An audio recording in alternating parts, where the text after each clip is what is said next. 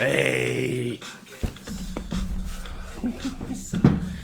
Oh, she make me go.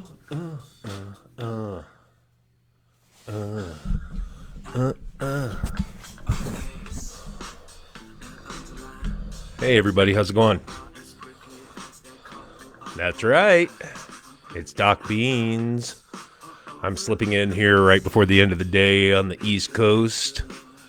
But for everybody else in the country, how's it going? It's the shank of the evening on Friday, January.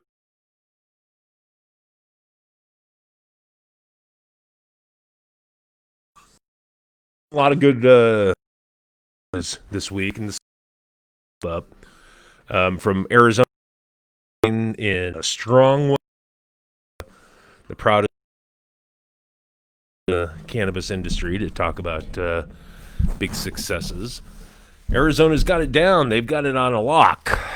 Unlike Jersey, who's having trouble. Unlike Texas, who's having.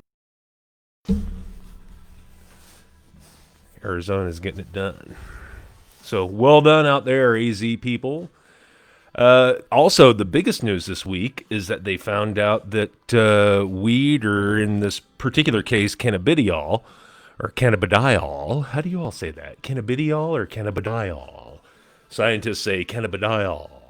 First time I heard that, though, it sounded kind of weird. But yeah, cannabidiol can actually kill the germ that causes all kinds of nasty stuff like gonorrhea, MRSA, all kinds of stuff. So once again, I'm completely justified in having been a lifelong proponent of weed. You out there were probably in diapers when I was advocating for the use of weed because I knew it was efficacious when it came to lots of things. Anxiety, attention deficit disorder, all kinds of things. This isn't necessarily my case, although it probably was. But yeah, people use weed for all kinds of things. They use it to treat depression. They use it to treat asthma. They use it to treat insomnia. They use it to treat narcolepsy. I mean, it's a miracle substance, and that's one of the reasons why I come on here as often as I can and tell you what the hell's happening in the weed world of news. Doc Bean's News Roundup, Cannabis Lifer. Let's take a look at some quick news that happened this week that we haven't actually talked about yet. Cannabis lifer Craig Sazal's sentence commuted by former President Trump, among other acts of clemency. So this is kind of an interesting story. In a flurry of last-minute pardons and other acts of clemency, Craig Sazal, 61, received a call late Tuesday from Ivanka Trump, informing him that he'd been granted clemency by the president, commuting his life sentence. I believe that was the second lifer that he commuted. Sazal faced life imprisonment for leasing tractor trailers to cannabis smugglers, quote, for nearly 20 years ago. Back in 2002, U.S. border agents found 1,500 pounds of weed, that's amounting to smuggling charges, in a truck leased by Sazal at a checkpoint in Laredo, Texas. Federal agents traced the transaction to Sazal. What a crock of shit. Last June, Sazal was released on a temporary basis from a federal Idaho, Indiana, but only because of COVID-19 measures. Sazal suffers from asthma and diabetes, so he was able to go on home confinement during the pandemic. In a statement from the White House press secretary, former President Donald J. Trump, bye-bye, granted pardons to 73 individuals and commuted the sentences of an additional 70 individuals, including Sazal. Quote, Mr. Sazal has had an exemplary disciplinary record and has become a paralegal assistant and a Eucharistic minister in the Catholic Church to assist and guide other prisoners, the White House press secretary stated. Upon his release, Mr. Sazal looks forward to reintegrating back into society and to contributing to his community while living with his daughter, with whom he has remained close. Mr. Sazal hopes to be part of her upcoming wedding. Organizations such as the Last Prisoner Project believe that Cesal did not deserve a life sentence from what amounted to his involvement in selling large amounts of cannabis.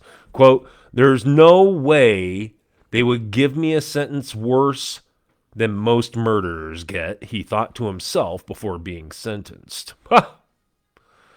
That's wrong. I never received any direct revenue from marijuana, Cesal told Chicago Sun-Times. I found myself standing right next to a cannabis store on the south side with a GPS device on my ankle, knowing I was still serving a life sentence for cannabis, he said. At least 10 cannabis prisoners. An ankle bracelet, really?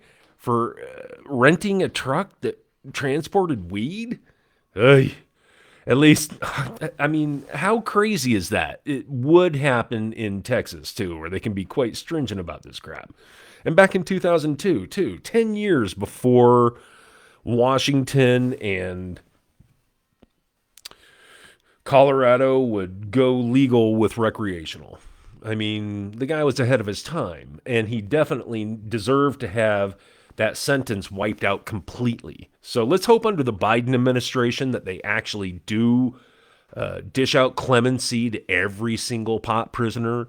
The Last Prisoner Project is an interesting project, and I hope that they're actually true to that, because that's exactly how Doc feels about it. I'm not going to be happy about prohibition ending until the last prisoner is actually released worldwide.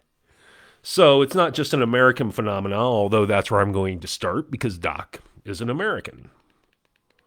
That doesn't mean that, we can't all work together. So yeah, Cesal had his sentence commuted. Much about Donald Trump doing good stuff there at the end. So it's kind of nice to see something a little bit different for him. Speaking of draconian pot laws, there's a new panel to probe the growing use of marijuana and stiffen draconian pot law in Japan. Alarmed by a recent spike in the number of youngsters abusing marijuana, weed, also known as cannabis or pot or weed, Japan's health ministry is looking to stiffen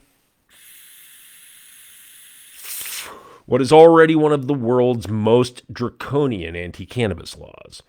On Wednesday, the ministry convened a new panel of experts tasked with discussing possible revisions to the cannabis control law.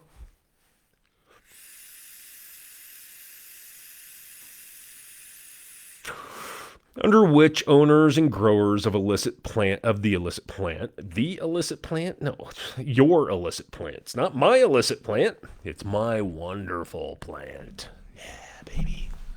Yeah, but experts tasked with discussing possible revision to the cannabis control law, under which owners and growers of the illicit plant, I can't say it even the second time, face up to 5 to 7 years of imprisonment, respectively. Really?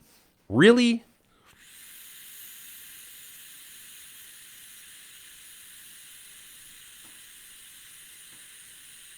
Hey, Japanese people, come over here to America. There's about half the places in the nation, half the people in the nation can actually smoke recreationally or have some kind of weed available to them. Let's see. Here we take a closer look at the expert panel that's going to lay down that law. We're going to take a look at the law itself and how cannabis has been used or not in Japan. How is marijuana generally perceived in Japan?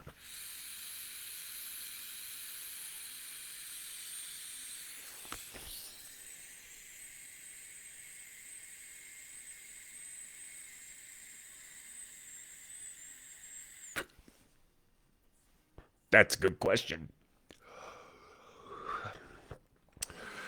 While moves have been afoot in some parts of the world to legalize cannabis for medicinal or recreational purposes, such momentum is almost non-existent in Japan, where the plant, along with other illegal drugs, has long been deeply stigmatized under the much-hyped government slogan, Dame Zatai, or absolutely not.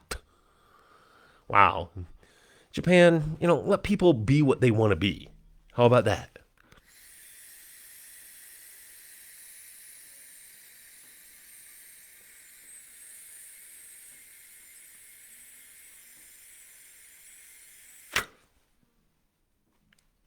The strident crusade against cannabis by authorities has apparently borne fruit. Today, the world's third largest economy has the lowest prevalence of marijuana use among its industrialized group of 7 peers. Yeah, you also have the biggest stick up your ass, too. Yeah, the proportion of the population that has smoked pot at least once in their lifetime stood at a tiny, are you kidding me, 1% in Japan in 2019? There's no way. There's no way. There's no way. There's plenty more than that smoking, I'm sure. But trying to get it on that little island, yeah, that's probably a big problem. What do you all think about that? Anybody out there ever lived in Japan? I mean, I know it's a rigid society, man. I know they got tons of people crammed into cracker boxes.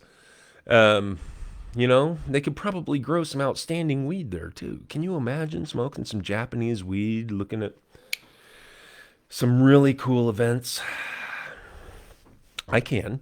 I would probably go to Japan if they had cannabis tourism.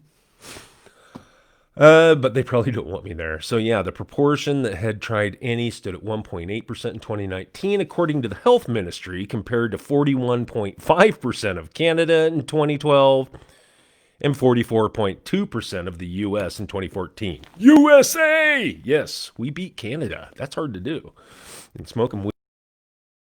I mean, I love my Canadian brothers and sisters, and I love my Japanese brothers and sisters. And that's one of the things that I want to take into consideration. I wanted to ask everybody to say a little prayer for them. Now, keep in mind all the people who have to live in areas where it is not medicinally or recreational available. Secondly, think of everybody who only has it available medicinally and is not able to get it recreationally. And let's pray for all the people who have it recreationally but don't have the money to buy weed. That sucks. Especially during a pandemic, when even if you do have a shit ton of friends, chances are you're not going to be seeing a whole lot of them, and chances are you're not going to be sharing that joint with each other. But that is kind of where we stand here as 2021 begins. So, what's the focus of this weed panel in Japan?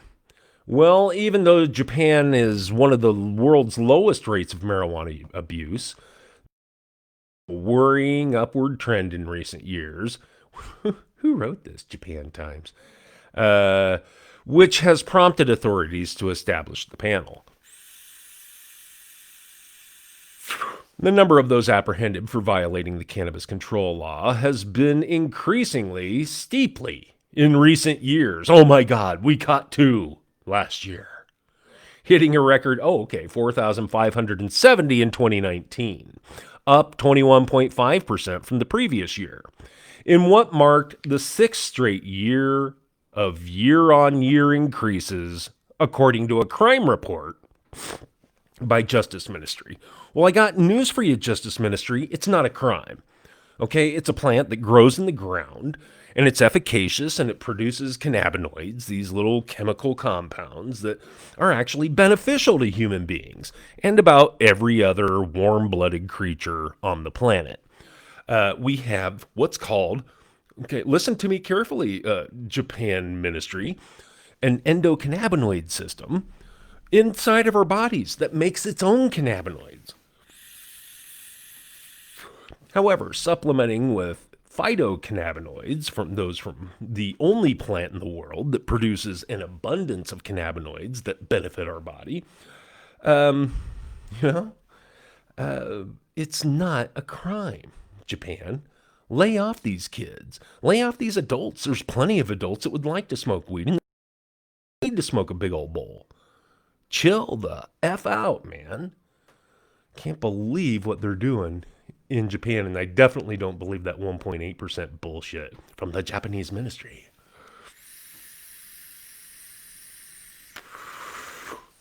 So, of those arrested, people under age 30 numbered a record 2,622, according to nearly 60% of the total. Yeah, that's because they're out there busting kids. Adults are staying home and chilling out, doing a Netflix and chill or something. I don't know what the equivalent is in Japan, but Perhaps one of our Japanese brothers and sisters can let me know. Or if you happen to know a smoker in Japan, yeah, don't tell me their name and don't say it out loud. We don't want to get them busted. Um, I love this article. Boy, it's kind of interesting to see how Japanese media works. So, why are more young people drawn to cannabis? I guess you could say more people are drawn to cannabis, but you know what the largest growing market is here in America? Seniors. You know why? Because CBD is excellent for skin care and bone care and mental health care, brain tissue. It actually keeps people younger. That is my assertion. Let's see what they have to say. Why are more young people drawn to cannabis? The health ministry attributes the growing youth abuse of marijuana to what it calls the misguided but widespread narrative on the internet that cannabis is, quote, less harmful and addictive than the lights of cigarettes and alcohol. Well, guess what? That's because it is. And it isn't. You know, yeah, weed is so much more efficacious to the human body. And you guys allow alcohol? No, no problem with that. I'm not going to tell you what to do. And Japan has some awesome whiskey, by the way. Japanese, you guys could be growing ups in the world with your efficiency and efficiency. Probably some of the finest weed in the world. That's my challenge to the industry. I mean, see if you can find out why people like it so much.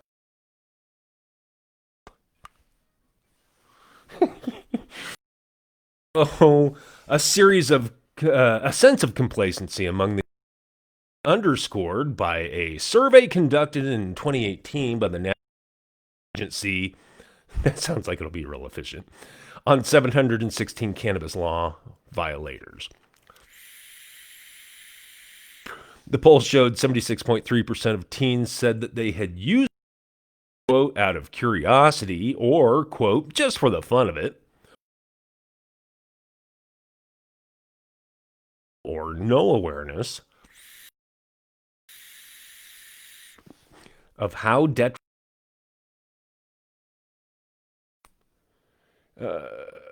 Try the opposite. It can be, I know being over the camera here, I don't often walk around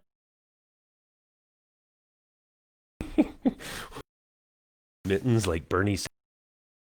What a great week.